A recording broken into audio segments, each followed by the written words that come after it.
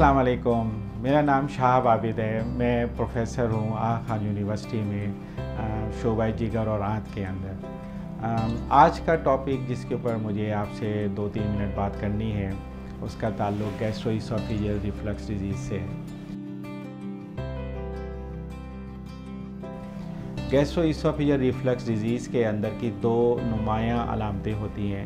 एक तो ये कि सीने में जलन होती है और दूसरा ये कि जो कुछ हम खाते हैं उसका कुछ पोर्शन जो है वो मुंह तक या सीने तक आता है और फिर वो वापस चला जाता है। तो ये दो इसकी नुमायाँ अलामतें हैं, हार्टबर्न एंड रिगर्जिटेशन। इसके अलावा कुछ और अलामतें भी हैं इसकी जो कि एटिपिकल अलामतें कहलाती हैं, जिसके अंदर सोर थ्रोट का होना और आवाज़ का दब जाना या होर्सनेस ऑफ वॉइस हो जाती है, या कुछ लोगों को जो है वो एस्थमा जैसी कैफियत हो जाती है। गैस्ट्रोइसोफेजियल रिफ्लक्स एक बहुत कॉमन डिजीज़ है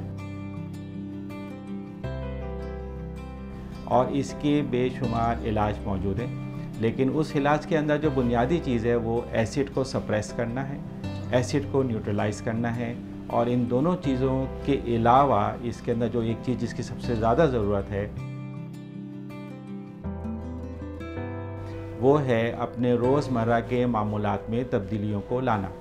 हमारे जो रोज़मर्रा के मामूलात हैं उसके अंदर रात को देर तक जागना, उसके अलावा ग़िज़ा के अंदर चिकनाई का और तली हुई चीज़ों का बेतहाशा इस्तेमाल, बर्गर और सिगरेट, ये दो और चीज़ें हैं जो कि इसके अंदर एड ऑन इफ़ेक्ट रखती हैं। और कार्बोनेटेड ड्रिंक्स जो हैं वो भी हमारे यहाँ के रोज़मर्रा के मामूलात में शामिल हैं।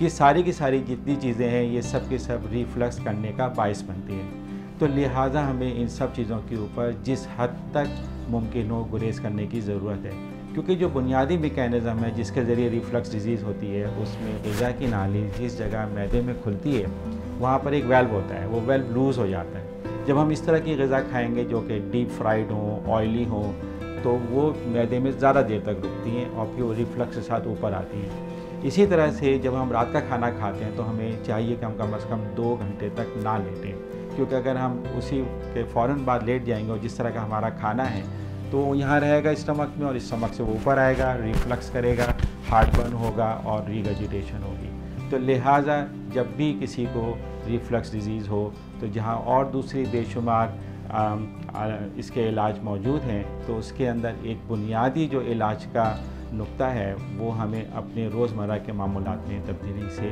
करना चाहिए।